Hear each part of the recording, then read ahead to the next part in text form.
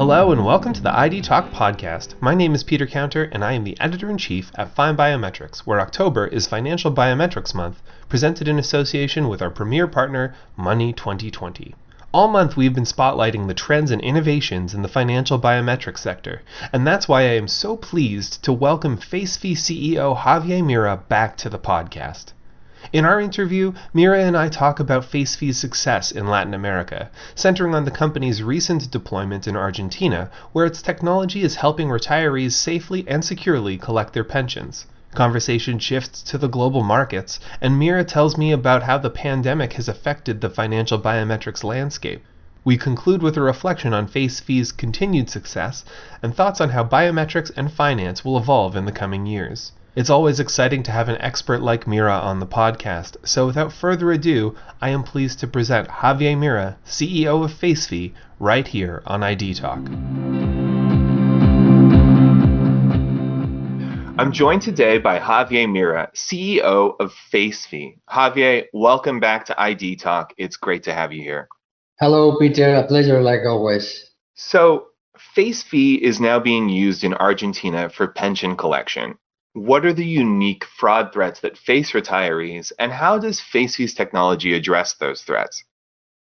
Well, this is a quite important achievement, especially in this period of the pandemic, that many people, and at least in this project, the elderly people in Argentina, they had to go every month to the branch offices, to the bank, to receive somehow the pension and also some grants that the government is giving in order to help in this very, very bad situation that we all have today. And somehow, because we do have quite an important market in Argentina in terms that FacePhi is present in many of the banks in the country, they know perfectly the identification and the authentication methods that we do have with the facial recognition. We were trying to help at this moment through some of our clients, in this case is Superville, to simplify the method that these people are receiving the grants or receiving the pension. And that was just by applying our technology into the apps of the bank in order to make the verification of the right people, obviously with the security protocols that are necessary to grant that the authorized person is receiving that grant, etc. And we are very happy because at the end we had a very nice success from the government, from the bank, and from the end users. Everyone is pretty happy about the impact that this technology has been affecting to them. So very happy, and it's just a question that FacePhi is very well considered in the country, and we would just try to do our best in order to improve the situation in the country. Absolutely. I mean, this is definitely one of the big use cases that I know our industry has been moving toward addressing for a long time. So congratulations on that deployment. I think one of the most fascinating characteristics of this use case is specifically the demographic. For years, biometrics and financial services have been adopted mostly by young Gen X, millennials, other young generations. What has made biometrics appealing to pensioners and older generations? Well, this is something that we realized not now with the pandemic, but a few years ago.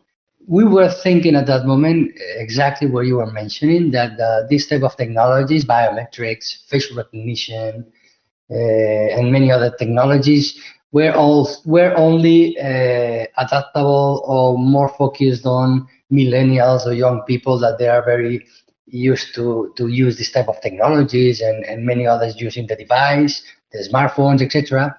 But somehow, at the beginning of the history of FacePhi, when we were implementing facial recognition for authentication in some banks, when we were asking our banks, our clients, how are your users using our technology? Could you share more or less the profile of the end user from the bank, that it's capable to use facial recognition for authentication, for transactions, etc. And somehow they told us that they were quite shocked because at the beginning they were thinking exactly like we were, that just young people probably would be adopting this type of technologies.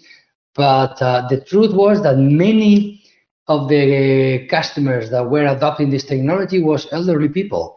And when we were asking why, they told us that they noticed that rather than trying to type the PIN code, that maybe they don't feel very well looking at the screen, they don't feel very well, the biometrics. The thing is that they feel very well taking a selfie. They used to take a selfie by themselves. They do pictures to their son, the grandsons, etc. So somehow this group of people, they know perfectly using the smartphone and taking a selfie.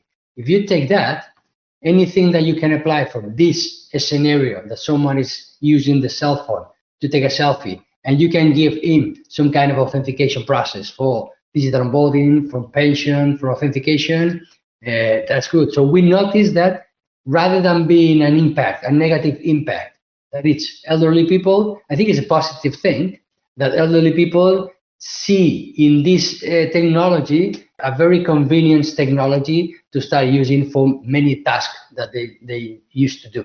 Yeah, it's really a testament to the importance of having a strong and intuitive user experience, because you're right, it absolutely, it's a big surprise for me, and it clearly is helping these people's lives. You already mentioned a bit that you have a substantial presence in Argentina, and that's also true of the rest of the Latin American market. What continues to make that region such a hotbed for biometric adoption in fintech? Well, we think that we've been traveling and pushing very hard this region, Latin America, since many reasons. But we saw that because of the fraud, the level of fraud in terms of identity they had in the past years, pushed companies like FacePhi to try to solve a problem within the fintech and financial sector, and they were really open to adopt this type of technologies. When there is a big problem of fraud in a country or in a market specifically, it's a little bit easier to go to the regulators and try to adapt the regulation to this type of new technologies. So at the end, it's a combination that the FacePhi was presenting the right solution, the right technology. The regulators were seeing in our technology a good thing in order to somehow stop or reduce the level of fraud in the identity world. And at the end, the customer, they saw that investing in these type of technologies were also changing the user experience, but at the same time, trying to reduce the number of hacks or attacks that they were receiving. So Latin America was somehow taking the advantage in that way. But it's not only Latin America, the countries that are looking at this type of technology. Now we see in different regions like Asia Pacific, like in many countries now in Europe also, they are paying attention to this type of technologies, contactless technologies. So we think that the trend is going to come, and not only in Latin America. With over 60 clients and more than 10 million users worldwide, FacePhi is Spain's leader in biometric solutions for identity verification, specializing in facial recognition systems, digital onboarding, and safe work environments. With a presence in more than 25 countries, FacePhi has performed more than 1 billion authentications and more than 21 million digital onboardings, making the company a global pioneer in biometric banking. Improving customer experience and protecting sensitive data with state-of-the-art biometrics is FacePhi's hallmark. And you can learn more about how FacePhi makes life safe, secure, and convenient by visiting FacePhi.com today. And now, back to the podcast. On that note of seeing a specific problem and then addressing it for demand, the whole world is faced with COVID-19 right now, and FacePhi recently upgraded its technology so that it can authenticate users wearing face masks. And this is obviously a major differentiator for mobile face recognition in this era. What were the key hurdles in adapting your solution to cater to these pandemic needs? Peter, we had a solution called Look and Feel, that it's similar to facial recognition in terms of how we use the camera and the part of the face that we try to take in order to extract all the information. And look and feel is more or less doing the same, but the big difference is that the technology is just focusing the extraction of the template on the area that it's around the eyes. So it's the periocular area. We had this solution about 2.5 years ago, and some of our clients started using this technology rather than the facial recognition. More or less, the function is the same. Some small differences, like for example, the template is a little bit smaller. The speed for the technology in that case is a little bit faster. More or less, the accuracy between periocular authentication and facial recognition authentication is really, really similar. And we had this technology prepared to be used. At some point, at the beginning of this year, we just got impacted by the pandemic. And somehow we noticed that many of our clients started using a face mask.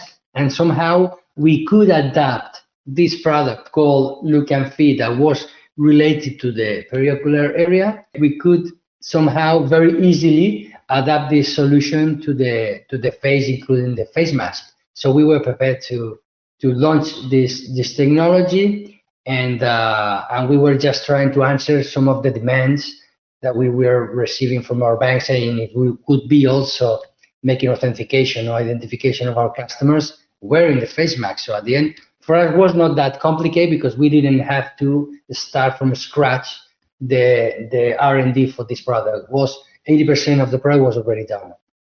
Right. Yeah. I mean, that makes a lot of sense, especially because, prior to this, there were plenty of use cases where you would need periocular recognition.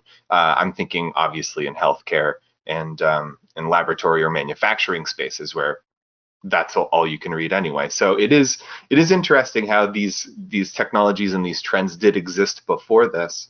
Sort of on that note, with the pandemic, we've seen a massive migration to online and mobile banking. I'm wondering, how has this affected the demand for your digital onboarding and contactless authentication solutions? I think the demand has been increased, but at the same time, what I would say is that the trend was also here before the pandemic. We know that digital onboarding processes, contactless technologies were really demanded last year, by the end of last year. It's something that we know that within the digital transformation processes that many of financial sector and hospitals and insurance companies are trying to achieve within this digital transformation process, biometrics and authentication and identity management is part of it's a very big important module of the process of this digital transformation. But at the same time, it's true. I would say that COVID-19 somehow pushed the demand, or I would say that has accelerated the demand of this type of contactless solution, because now every one of us, if we can do a process, a task, without trying to go to some place to have a physical access, and we can do that using our laptop or mobile or any other electronic channel, it's much easier for us, it's more convenient, and at the same time, it's more secure in terms of health. So somehow we notice that companies, financial institutions, or even governments that were thinking about implementing this type of technologies, but step by step, somehow now they are kind of urgent in order to make the integration as soon as possible because of the COVID. So somehow it's helping, yeah. Mm-hmm. Yeah, that reminds me about what you were describing in Latin America with the fraud threats. Is sometimes these trends are already there and the technologies are already there, and implementers just need that one push, that urgency to implement it. And it really does feel like the pandemic really inspired that in people. We've already talked about Latin America, but FacePhi is also active, as you said earlier, in Asia Pacific, specifically in the financial space. You recently were adopted by KB Securities in Korea. And my question is, what are the unique characteristics of that market? We talked a bit about how they were similar, but are there any major differences?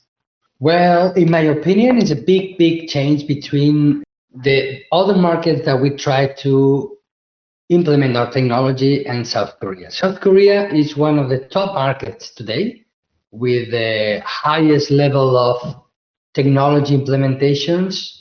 We have technologies like blockchain, biometrics that Korea, I would say that it's on top of the rest of the countries. And at the same time, regulation is quite tough. What I mean that is quite tough is that I would say it's quite similar to the European regulation in terms of privacy and protection of the end user, etc. And somehow we started about a year ago talking with some financial entities, presenting the solution together with this financial entity to the government in order to try to adapt the regulation in order to start using the digital onboarding process, but making it a little bit simpler than before. Because until now, if you want to open an account in South Korea using a digital onboarding process, it was possible, but it was mandatory that you had to do a video conference with the staff of the bank in order to, again, certify the documentation, your name, that you're a live person, etc. And somehow the government, after talking with together all the three parties in this project, the government accepted to give some specific permission to a couple of banks in order to implement this type of process, of digital onboarding process, without the video conference and just accepting the verification of the matching phase, liveness detection, and OCR process. And we just were the company selected by KB Securities in Korea to do the process. Now it's on production, and we are very happy of being the first company in this specific market, being able to do 100% digital onboarding process completely digital rather than using a video call. Characteristic of that market? Well, I think this is a market that you need to be committed to the highest standards of technology, security, information, privacy, etc. And for us, it's been a big achievement. It's true.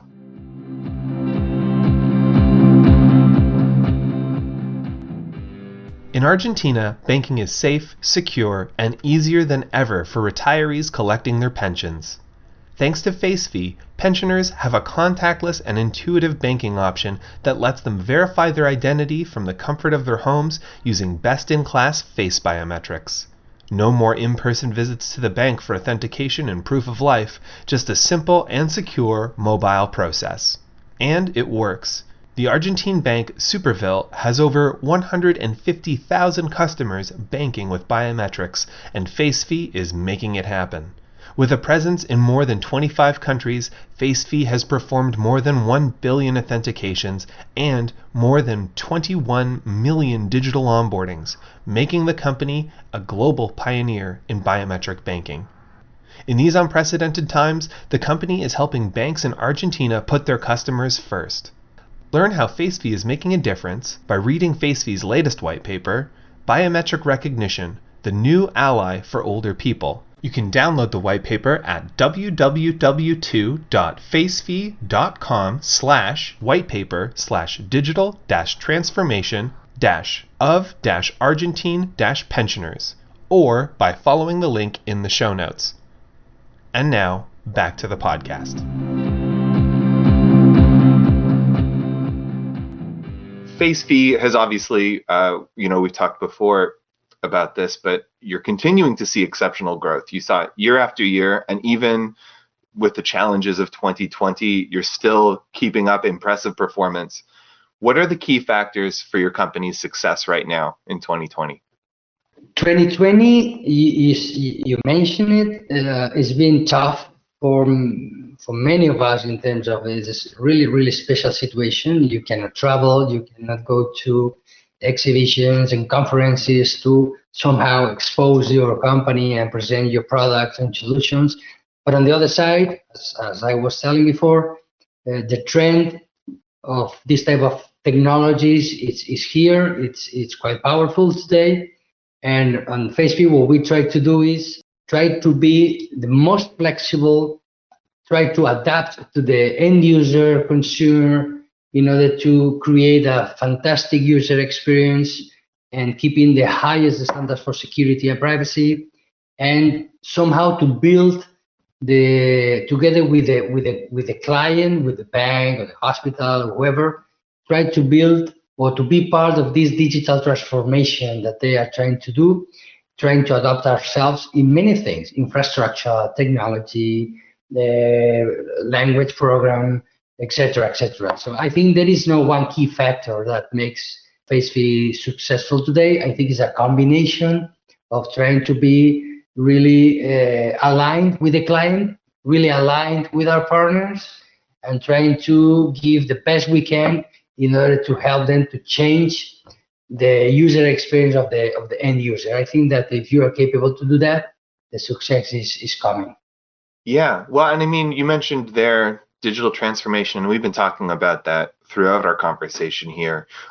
Given all of the acceleration of trends that we've been seeing, given what FacePhi has been successful with recently, how do you see the financial biometrics market evolving in the near future? I think we all agree that biometrics are here and are here to stay and to improve and to just help us to have a better user experience and more secure transactions. Financial sector, financial biometrics, they know that today's situations, it's mandatory that they start using this type of technologies. At the beginning was more difficult because obviously first adopters are somehow taking some risk in order to see how the product is going to be on production, how it's going to be accepted or not by end users, etc. But now everyone knows that this is not the future, this is the present. So we see, and we are every single day receiving impacts from our clients, that financial biometrics and financial institutions using biometrics is something that in the next 3 to 5 years is going to be used as much as possible. Because obviously, one thing is to make a transaction with the face or to use the voice in order to identify a specific client. But at the end, it's something that within the financial world, in any transaction, any task, any scenario that finance institutions they have today with our end user is going to be changed in order to start making it a very simple process, a very convenient experience to the end user, and biometrics are going to be extremely important in all that, in all those scenarios, let's say. We talked about a lot of things today. How can listeners get in touch with you and FacePhi to learn more about these topics? Well, I think that listeners can have access to some of the information we were discussing today, Peter, through our website, the social networks we have. They can also somehow send an email or through the website in order to receive the newsletter that we have, where we just try to help explaining and posting some of the use cases that we have with some financial institutions. So I think if they go to the web, we have the whole set of information ready to be downloaded for them. Fantastic. Well, we'll link all of that in the show notes and online. And Javier, as always, it's a pleasure to speak with you. I've learned a lot today. Thank you very much for joining me. Thank you very much, Peter. A pleasure.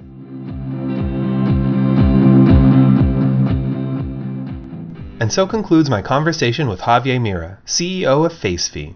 To learn more about the topics discussed today, visit FacePhi.com or check the link in our show notes to download the white paper, Biometric Recognition, the New Ally for Older People.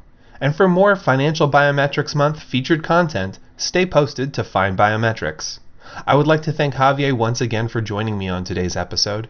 Our podcast theme music is by Logomrad. I have been your host, Peter Counter. Thank you for listening to the ID Talk podcast.